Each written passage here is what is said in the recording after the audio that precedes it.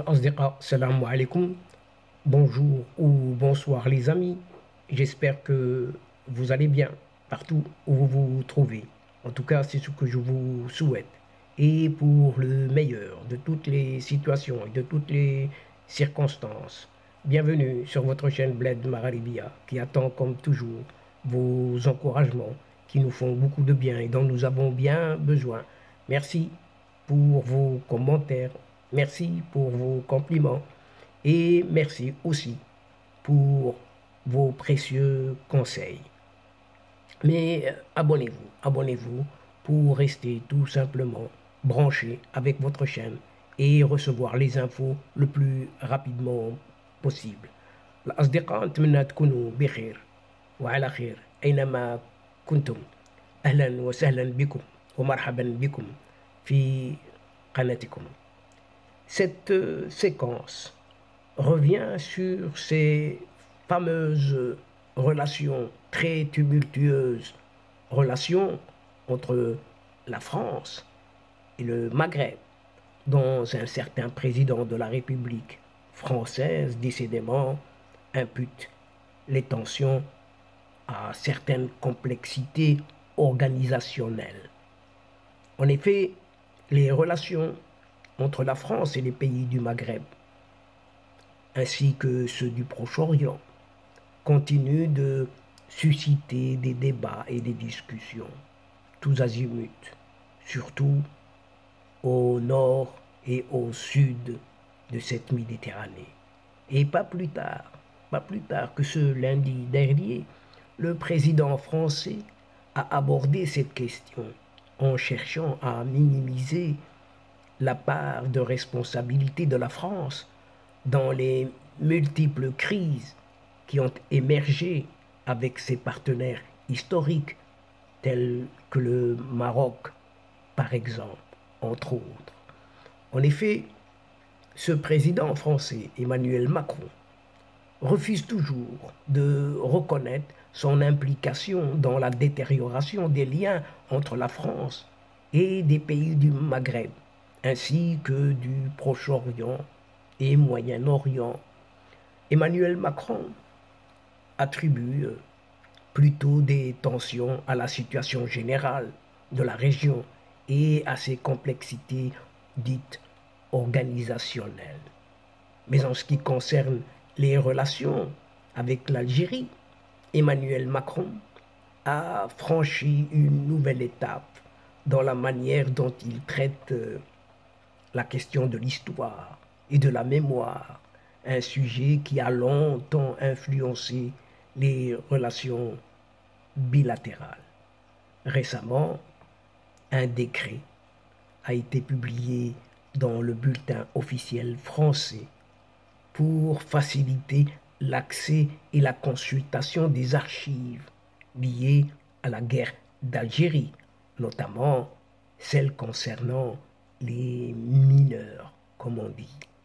Alors que l'Algérie cherche et demande même des excuses officielles de la part de la France pour son passé colonial, qualifié par le pays du 1,5 million de martyrs.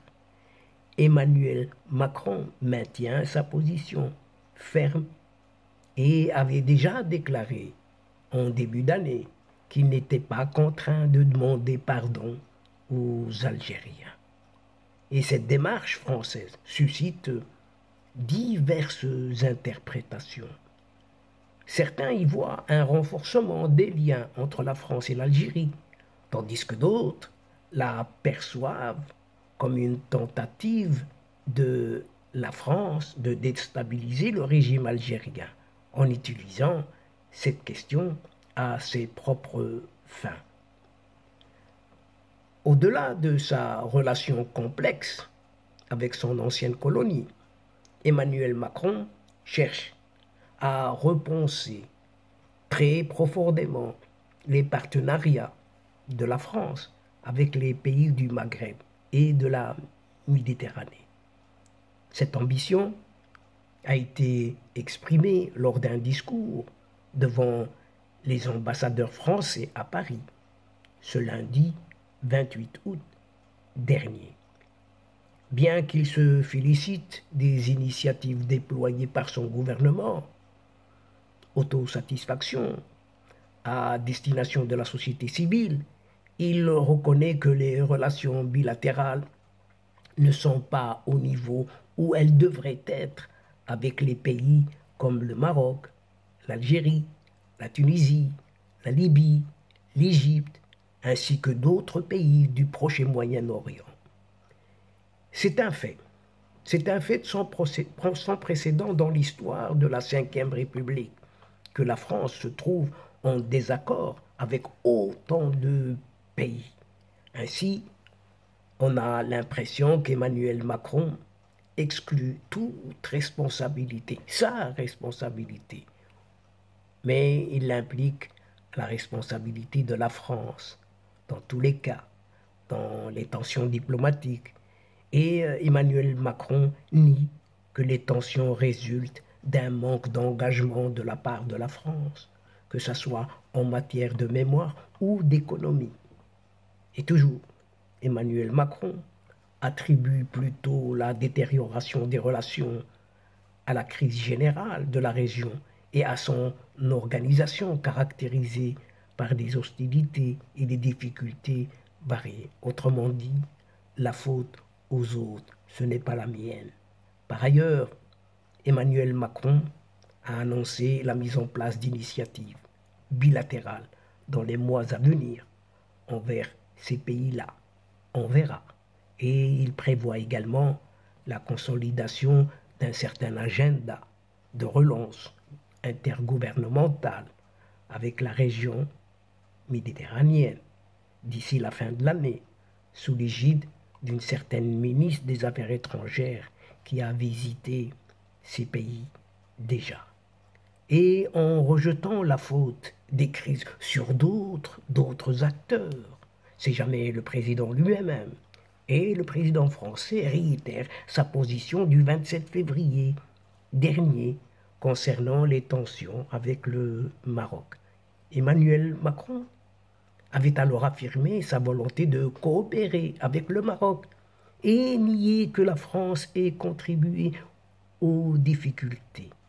Ma volonté est vraiment d'avancer avec le Maroc. Sa Majesté le Roi le sait. Nous avons eu plusieurs discussions. Il y a des relations personnelles qui sont amicales et elles le demeureront. Mais il y a toujours des gens qui essaient de monter en épingle des péripéties, des scandales au Parlement européen, des sujets d'écoute qui ont été révélés par la presse. Est-ce que c'est le fait du gouvernement de la France? Non. Est-ce que la France a jeté de l'huile sur le feu? Non, avait affirmé Emmanuel Macron lors d'un point de presse animé à Paris. La politique marocaine d'Emmanuel Macron ne fait pas l'unanimité, même parmi les personnalités politiques de droite qui l'ont soutenu lors de sa réélection en 2022. Dans son livre « Le temps des combats », l'ancien président français, Nicolas Sarkozy, a conseillé à Emmanuel Macron de ne pas développer une amitié artificielle avec les dirigeants algériens actuels, accusés d'utiliser la France comme bouc émissaire pour masquer leurs propres problèmes et leur manque de légitimité.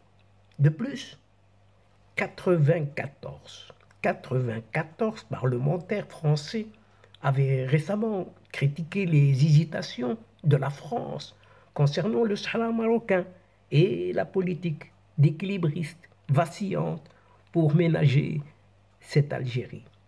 Ces facteurs poussent le Maroc à chercher des partenaires militaires et économiques en dehors de la France, qui demeure dans sa politique de l'autruche, cette France, alors que des pays comme l'Espagne, ancien colonisateur au Sahara marocain, et l'Allemagne, qui avait une position opposée aux intérêts marocains, ont reconnu la souveraineté marocaine dans le dossier du Sahara. Et donc, chers amis, mesdames et messieurs, nous sommes arrivés à la fin de cette séquence Et avant de vous fixer un autre rendez-vous à une prochaine fois, Inch'Allah, en vous retrouvant avec un immense plaisir, n'oubliez pas de vous abonner et de faire abonner tous vos proches là où vous êtes, tout simplement pour recevoir les dernières nouvelles de votre chaîne, tout en vous remerciant pour votre suivi jusqu'au bout. Et n'oubliez pas de partager.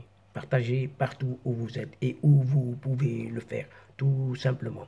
La chaîne a besoin énormément de vous. أصدقاء وصلنا إلى نهاية هذه الحلقة، وقبل موعد آخر للمرة القادمة إن شاء الله لا تنسوا الاشتراك لتصلكم الفيديوهات أخرى، ونشكركم كثير الشكر على مشاركتكم للمتابعة. L'instant est arrivé, le moment aussi, pour vous dire au revoir les amis et à la prochaine fois, Inch'Allah, la أصدقاء. Salam alaikum wa rahmatullah wa barakatuh. مع السلامة.